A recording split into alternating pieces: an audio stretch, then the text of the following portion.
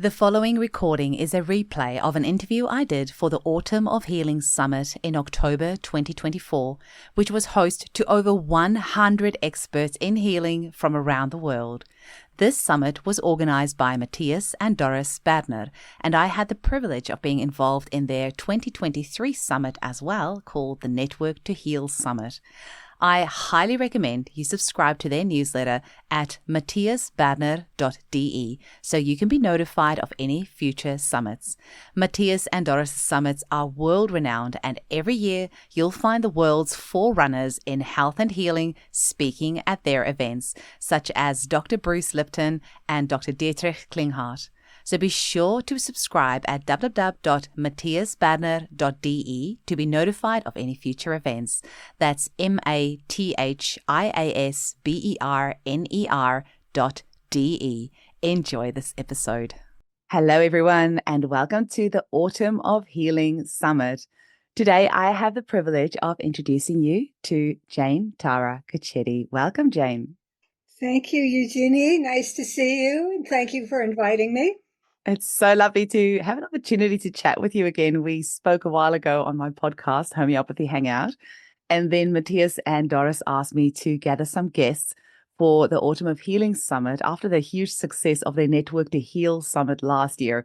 And I jumped at the chance to have an opportunity to speak with you again because something like healing trauma and transforming that into vitality is something that I feel that you're one of our experts in. So I'm really happy to have you on. Thanks, Eugenie. So let's get started then. So the idea of healing transpersonal trauma is something that's very relevant to these times because we have a lot going on in our environment. A lot of times people have ongoing problems and they'll go from doctor to doctor and no one knows how to help them.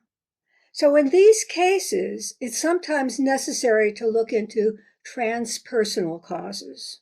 And transpersonal causes are those things that go beyond the individual ego and encompass the reality of the interconnectedness of all beings. So I'd like to start by defining what I mean by transpersonal trauma and its relationship to the collective unconscious, and how the need for treatment on this level shows up in clinical practice. But after that introduction to the topic, most importantly, I'll show how two persons have gone through this process using their own words. And finally, we'll discuss some lesser used homeopathic remedies that are useful in stimulating the healing of transpersonal trauma. Amazing. So, what is transpersonal trauma? We can break it down in many ways, but the way I decided to break it down was through the more common use of it, which we commonly known transpersonal element of trauma, which is trauma that's passed down through generations of family heritage. For instance, if a person has a history of alcoholism, that's known to affect later generations.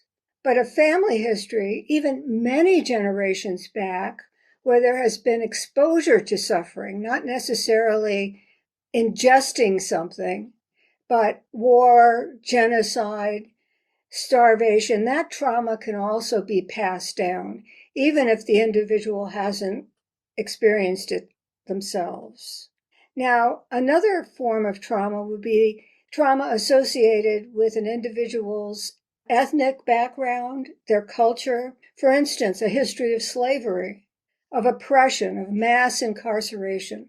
And then finally, an area that is less understood, which is the archetypal realm of trauma. And this is trauma that's associated with particular times. In other words, the archetypal energy or the zeitgeist of the time. And this stress belongs to a core issue that's shared by all of humanity. But there are some people who are absorbing it more and develop symptoms from it. So in times of great change, such as our present era, the archetypal energy is constellated and pushes people to make radical change.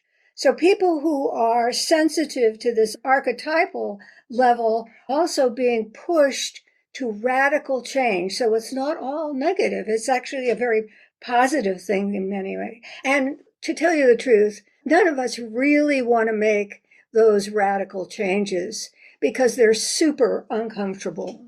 Yep, super uncomfortable, but very necessary.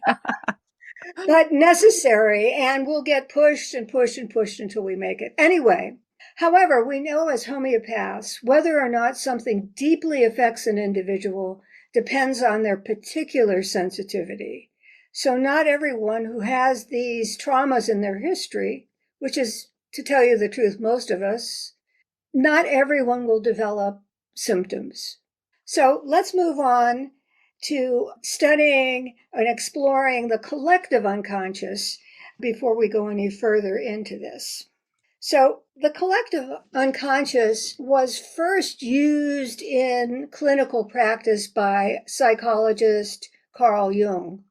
And he discovered this very early in his life when he was working in a mental hospital, working with psychotic individuals, many of whom had never left the hospital.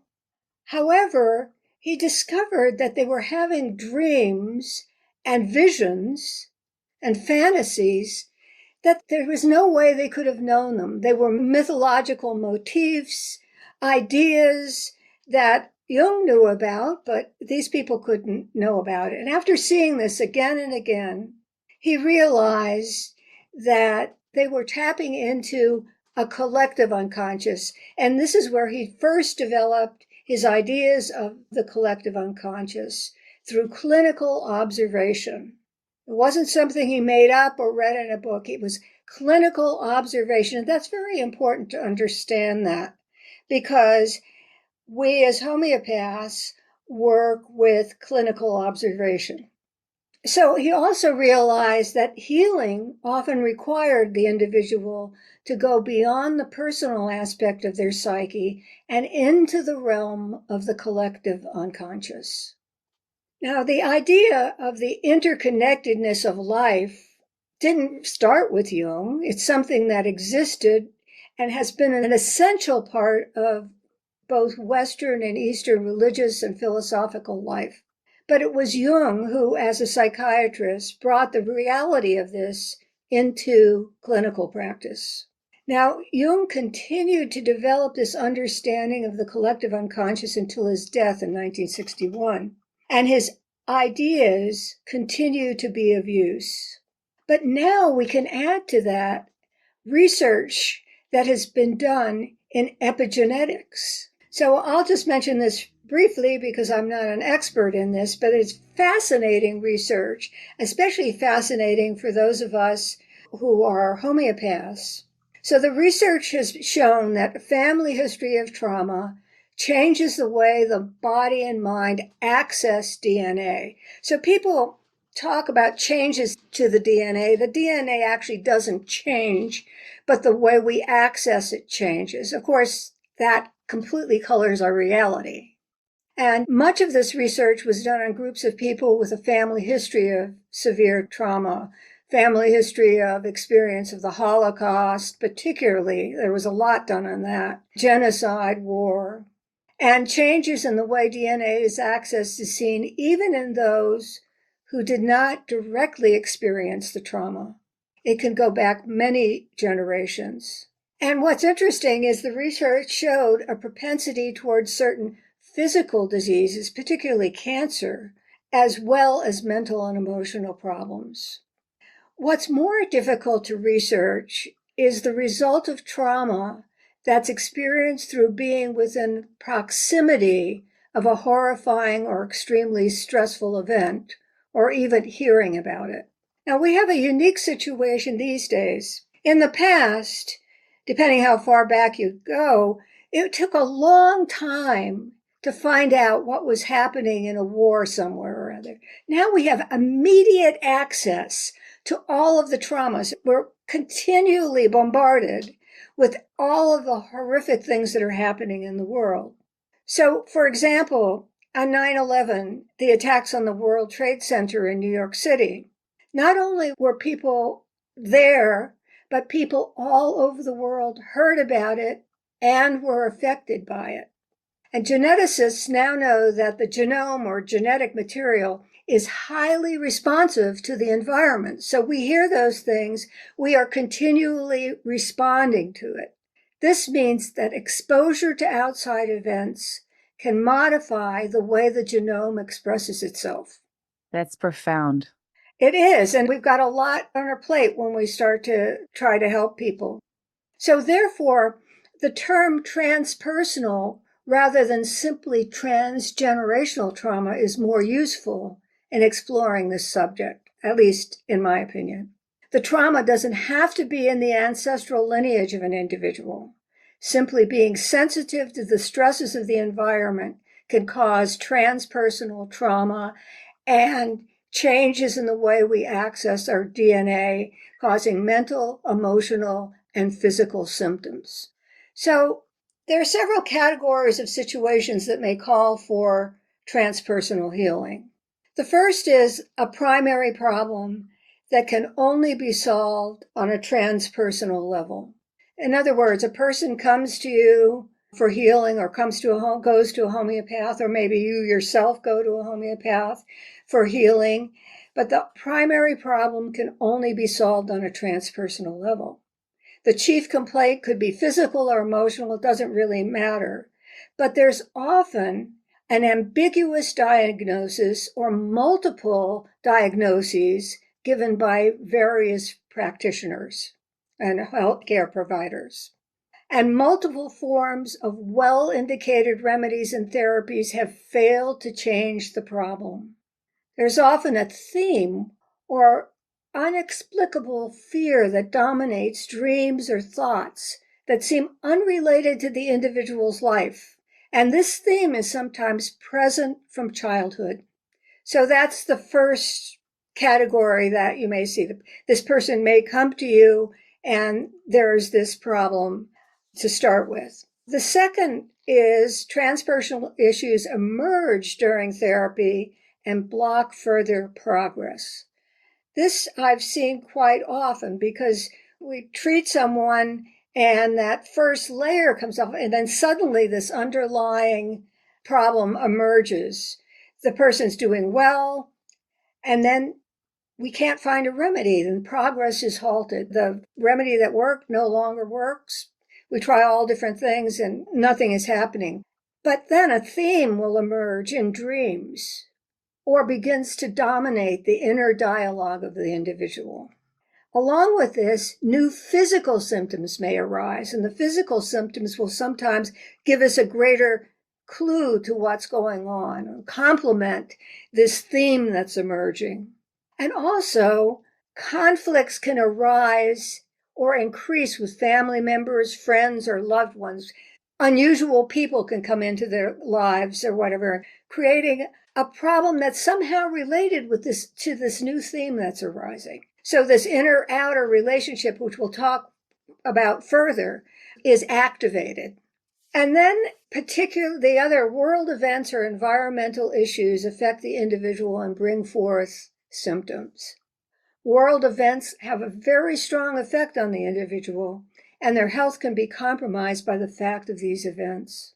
Hearing news about them, which again, I said we hear a lot of news about them creates despair or depression or extreme anger. So this is my introduction. Let's see how this unfolds in an individual. This is really where the rubber hits the road, right? Beautiful. Okay. This first case is a 44-year-old woman. She's a CEO of an international organization, and she comes to me for burnout. She's thinking of giving up her position altogether because she's so exhausted. She's downsized her job.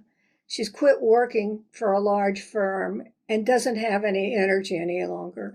She's working a very stressful, male-dominated field, but now she works on her own with one partner.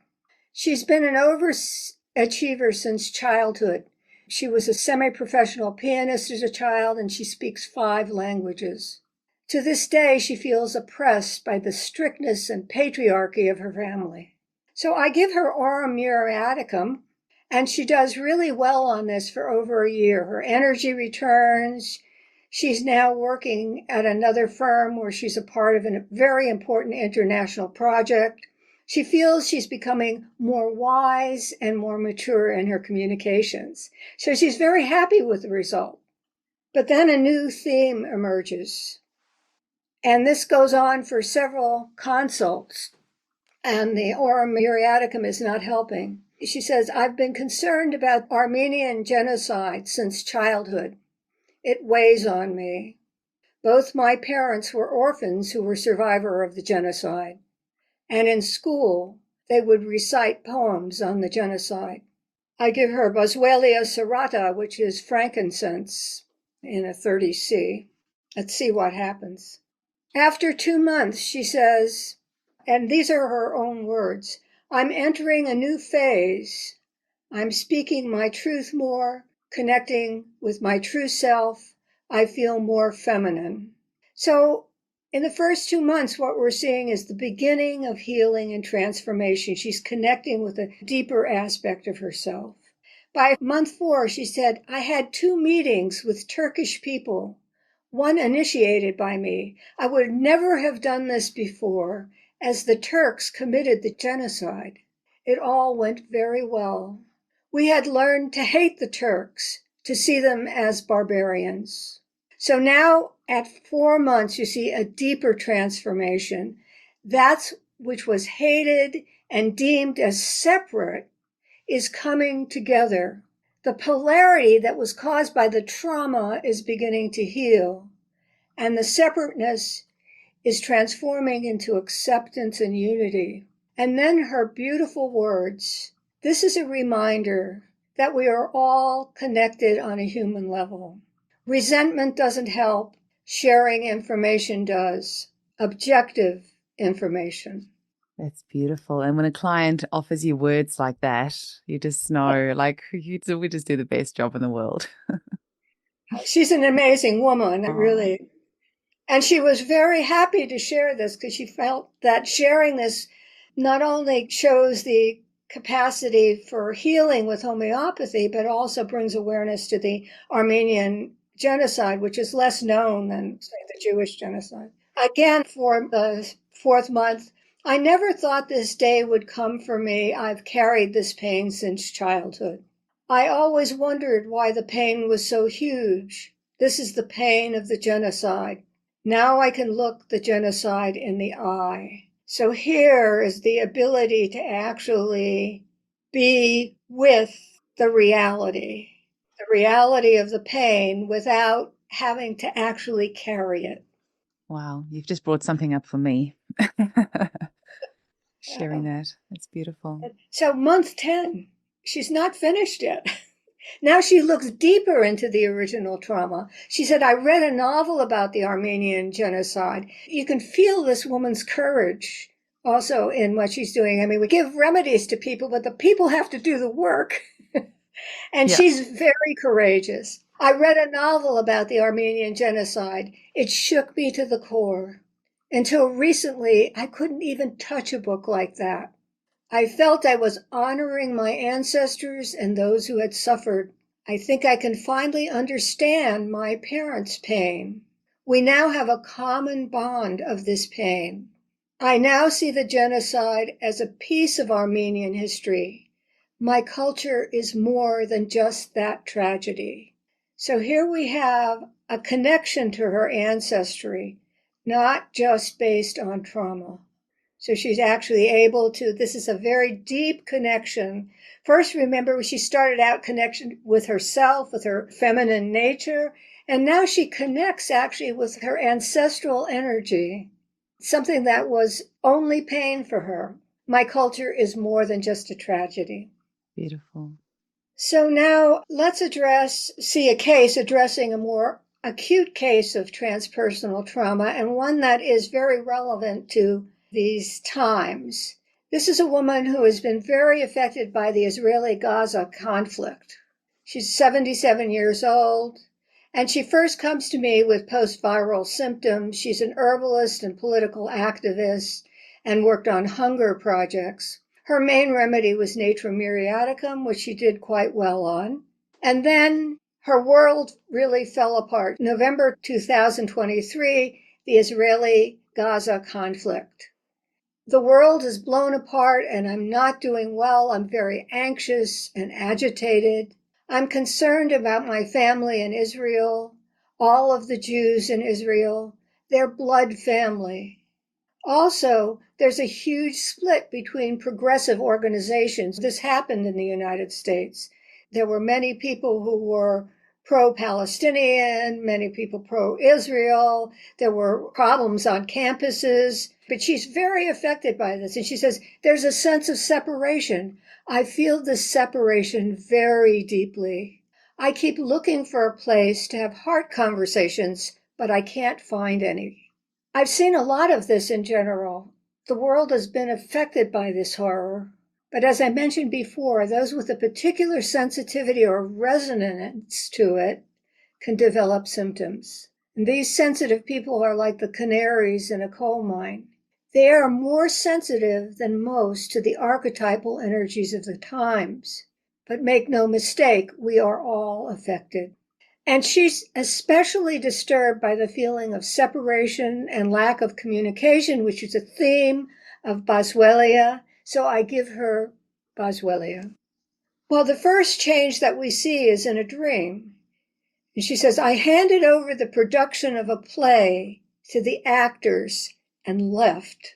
It's an interesting dream, right? So what she's doing is she's given over individual control of the play to the collective. And this is an important part of individuation, to have the individual ego be of service to a more transpersonal ego, what Jung called the self. So you see, oh, okay, this is starting, at least in this area, in this acute for her. She said, my heart is more open. I'm feeling more than I used to feeling. So this is very interesting. Within the horror of it, within the overwhelm, her heart opens and she's feeling, which is very interesting. And she says it's not about what side they are on. It's how they feel and are affected. This is the only solution to a problem like this. Problem isn't about one side or another. And here we have an individual making that change within herself. There's a big sense of deconstruction, a liminal space. People, ideas, something in myself is reconstructing itself. Wow. And that's what has to happen. I love it when you give a client a remedy and they come up with these. It's like magic. This is the part I always say to my clients. This is the part when they ask me, what will happen when I take this homeopathic remedy? This is the type of stuff that you can't describe to them will happen. Like, how do you describe to somebody that this is possibly what you might feel? We let them feel it, right? Exactly. I had a heroin case this week as well. The parents are big heroin users. I gave her heroin and had the follow-up this week. And it was also the same. She's feeling, she's like understanding why her parents did it and feeling for the first time everything was numb and all this. And I'm like, that's the thing that I couldn't warn you that the remedy was going to do. And she's just like so elated. She's like, I don't want to stop taking this remedy. I'm like, it's fine. We can keep it for a little bit longer. But it's so beautiful. It's so satisfying when somebody comes to you and the penny is dropped for them on that level. Sorry, Jane. I just love reading cases like I love hearing this. I love that we can do that for people with something that's got nothing in it. It's just energy medicine. So beautiful. Yeah, my opinion is it's better not to give people too much information about what happens because we might limit what happens. And it really, there's this sense of all possibilities when we give a homeopathic remedy. I don't want to interrupt your talk because you've got such a beautiful flow, but I have one little question I just want to insert here is with your Jungian psychology background, do you think you could achieve this realization this quickly with just going to see a Jungian analyst without having a remedy, or do you think it's essential to have the two together? Well, I think that there's always an interaction between the homeopath and the client. There's a transference, counter-transference. If you go to the store and you talk to the person at the cash register, there's transference. So in something so intimate as homeopathy, of course there's going to be a change. And one of the reasons that I'm teaching this today is the more we know, the more that person's psyche can rely on us. The more we know, the more we can help them, not by necessarily telling them what's going to happen or giving them advice. As a matter of fact, I don't think that's a good idea. But the knowing, their psyche knows that. And so there's a kind of confidence that happens. Because here, this big sense of deconstruction, for instance, she tells me that that's completely, those are her words. I don't guide her in that or anything. She has that experience. But actually, we know in Jungian psychology that the small ego sense has to break up into this larger reality. And this is very tricky sometimes because some people can't make this transition. They just can't do it. So there needs to be enough strength. My sense after practicing homeopathy for almost 40 years is that our remedies don't push people beyond what they can tolerate, especially if we're careful. These cases, I'm treating with the 30C. Wow. This is not any big 1M, 10M business. After 3 months, her moods are more stable. Emotions are moving through me and not sticking. So she's not stuck. She's not focusing on the problems. There, she has the emotions and they're not sticking. We saw that starting when her heart opened and she was feeling more. So people don't feel less like they're taking some kind of antidepressant or something. They actually can feel more. They can feel the wholeness of all of their emotions, but not be harmed by them when their remedy has really helped them. And then she said, my dreams have changed. Instead of just me, I'm in a group project, you see? She's working within the collective. Many parts of the psyche that were polarized are now working together. She said, I'm working on a group project, including Black colleagues of mine. And then she says, I'm having an ongoing conversation with a Muslim man. And remember, she's Jewish. The conversations are very enlivening and interesting. We speak on Zoom about peace prayers, and we answer questions like, what offends you? This is like in the first case that you saw, that which changes internally is experienced in the outside world of the individual. I'm so grateful that you've got these cases to illustrate this for us because it really just brings it home. Let's talk about this remedy a little bit. Frankincense. It's been in our Materia Medica for a while. There have been several provings of it, and we'll see it in our Materia Medicas, Boswellia serrata mainly, and also Olibanum sacrum. Olibanum is the sap that comes from Boswellia, I think. They're all the Oh, sap. Yeah. I assume Boswellia I was don't from know the why there's tree. so many different names, but it's Okay. all the sap. The key active ingredient is boswellic acid, which is interesting. It's been found to have anti-inflammatory and anti-arthritic effects. It's also been shown to have anti-tumor effects in cancer cells. And the boswellic acid is found in the resin, which is what we have in the homeopathic remedy, but not in the essential oils. So in 2021, during the pandemic, I participated in a reproving of frankincense. And I have a little map here to show you. The gold dots are where the provers were. So there's me in the United States. Yeah. There was one of my colleagues in the UK and quite a few people in Vienna, in Austria, and one person in Bulgaria. And what we did is we did all different types of frankincense, the Boswellia sacra, the Boswellia serrata, and we did different types of provings, meditation proving, trituration provings, and then the standard taking the remedies. What was interesting is the results were consistent no matter which variety we used or what type of proving. And also, many of the ideas that came through, many of the symptoms that we saw, many of the dreams were consistent with other provings, but we had some new ideas that came up. And Of course, this was during the pandemic, so we were all on Zoom and by email, but our results were consistent. And not only that, there was this incredible feeling of connection between the provers. It was just like we all still, when we get together and we talk about this proving, we go, oh, the proving, so great. I still burn burn frankincense. Oh, And by the way, you can do that. If you want to get some of the results and you don't want to go all the way into taking a remedy, burning some good frankincense resin will really be helpful because it's a really helpful remedy for the time, the separation of the time.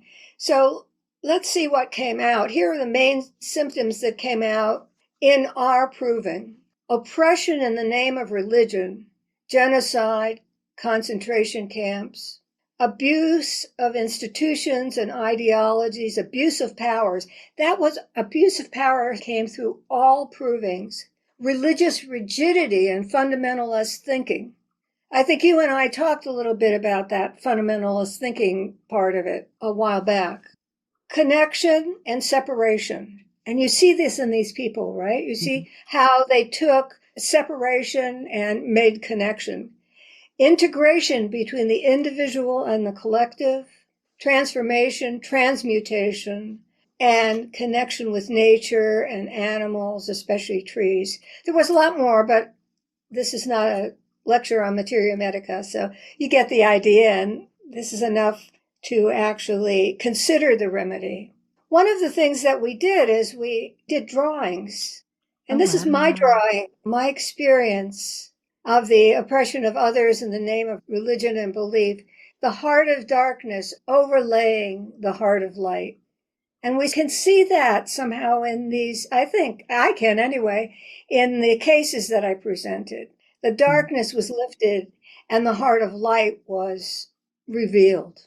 So this sounds like one of those remedies. Once again, I half jokingly say every now and again when I see a remedy like this, that we should get those agricultural spray planes and put the remedy on that and just like spray it over the land or just drop it in the water, because it sounds like such a deeply healing remedy. And if more of us can put our ego aside and connect with a bigger picture, I think so much deep healing can happen. And instead of really focusing on our own egoic suffering, really just seeing the bigger picture, I think, and having open conversations with each other, like a Muslim and a Jew, being able to talk about things that trigger them or things that upset them, or we should be able to have those conversations in an open and loving way.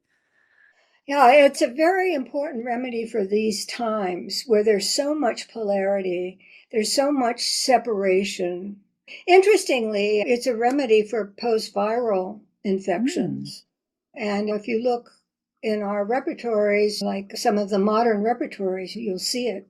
So, yeah, it's a remedy that was, in my estimation, addressing issues of separation and lack of connection and polarity that was underlying the collective unconscious. It was like that was part of the archetypal energy before the pandemic. And then the pandemic made it even worse, where we actually they told everybody we had to be separate. But that energy was there beforehand, in my estimation. So, how to find indications of transpersonal trauma? A big way is through dreams. We saw that in dreams, the dreams of the second woman, repetitive dreams especially, and nightmares, unusual dreams, most significant when repeated, and a strong dream remembered from childhood, or dreams that suddenly come up during homeopathic treatment. But some people actually come in with these kind of dreams and you go, where is this dream coming from? What does this mean? And we can ask the person what it means and they don't know what it means, but there's something there. And then tendencies, repetitive concerns, hobbies. Some people have really strange hobbies. You've probably seen this. I go, why is a person attracted to this? Taxidermy. Why are they doing that?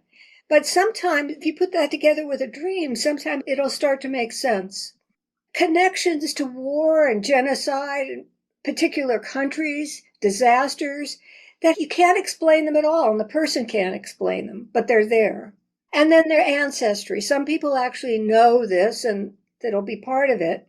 Ancestral heritage, where there are a lot of wars, people dying in wars, incarceration, suicide. So this is why it's important to get as complete a family history as possible. It's not only what the physical state is, what the parents died of and how long they lived and all of that, but what was their situation? Oh, were they starving to death in some strange country or something? This is all very important. Those things will be indications of transpersonal trauma, and it might not be something that needs to be treated right away, but something that you could have as information if this problem comes up. So, other remedies to consider.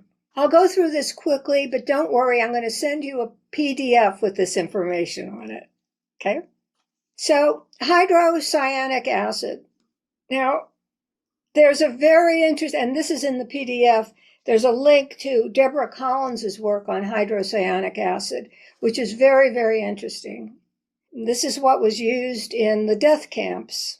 So the person may have many dreams of being killed in concentration camps, witnessing the death of others, a psychological alignment to the Jewish Holocaust, fears of self and others being exterminated, underlying depression centered through thoughts of the Holocaust. And I'll add something else here, which is there's this connection with the Holocaust, but also a feeling of disconnection or disassociation, or when they look into themselves, they can't find anything. And that's what happened to people who were administered hydrocyanic acid. They actually just went blank. So in a way, they didn't suffer that much.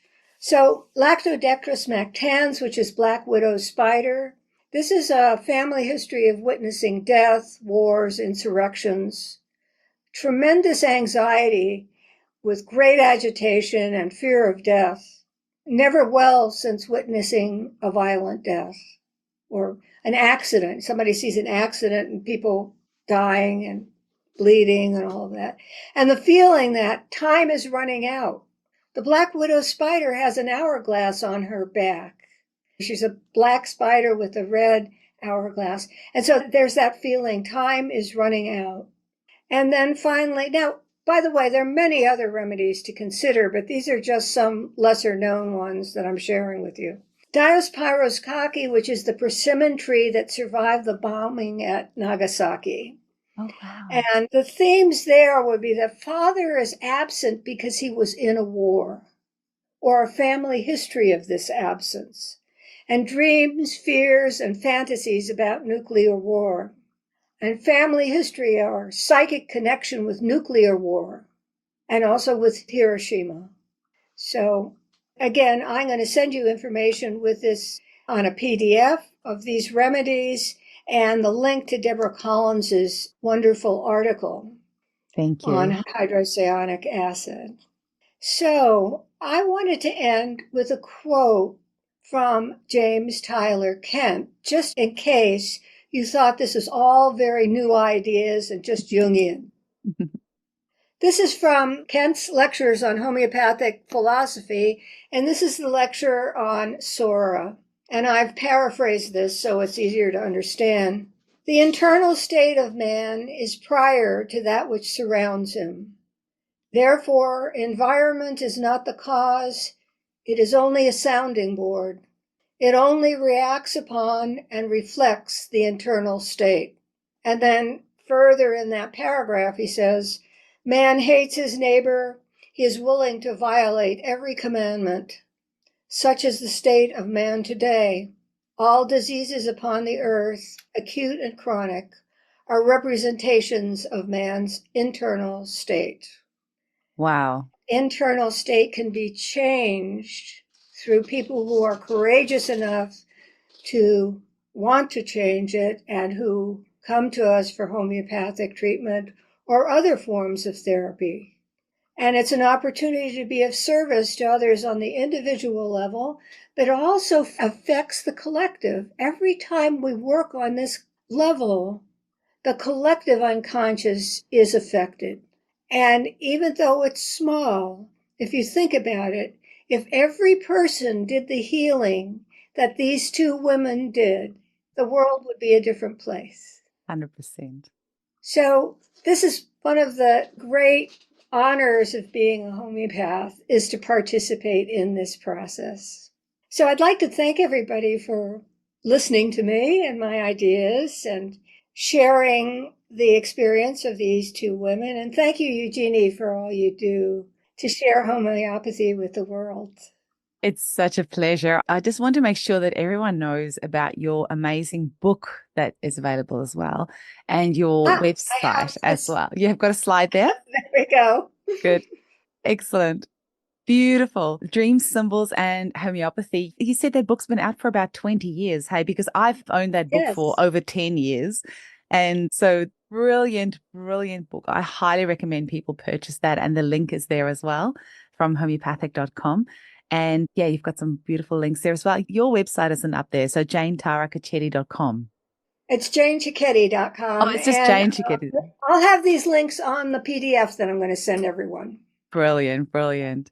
Thank you so much, Jane. That was so amazing and so inspirational. And you've just made me realize that I have some ancestral things that I need to heal as well, which I didn't previously think very much of. But when you were speaking the way that it was affecting me, I'm like, uh-oh, I probably need to go dig around there, because I think because the South African Boer War, the British invaded and actually put the women and the children in concentration camps. And a lot of them died there because they couldn't get the men out of where they were hiding. And that's the only way that they could get them, was to put the women and children in concentration camps. And so many of them died. And with the way that you was, and that's something that's not known. Very few people know about that. And that's something about my history. And I knew about it, but I never thought it affected me. And as you were talking, I just felt this like building up, and I'm like, oh man, I'm going to have to go deal with this now. But like you said, like connecting with that, and then us individually doing the work for the collective changes the collective. So yeah, wish me luck. Luckily, I have a good homeopath. Nudge, nudge, wink, wink. Okay. Thanks, Jane. Talk soon. Bye. Bye.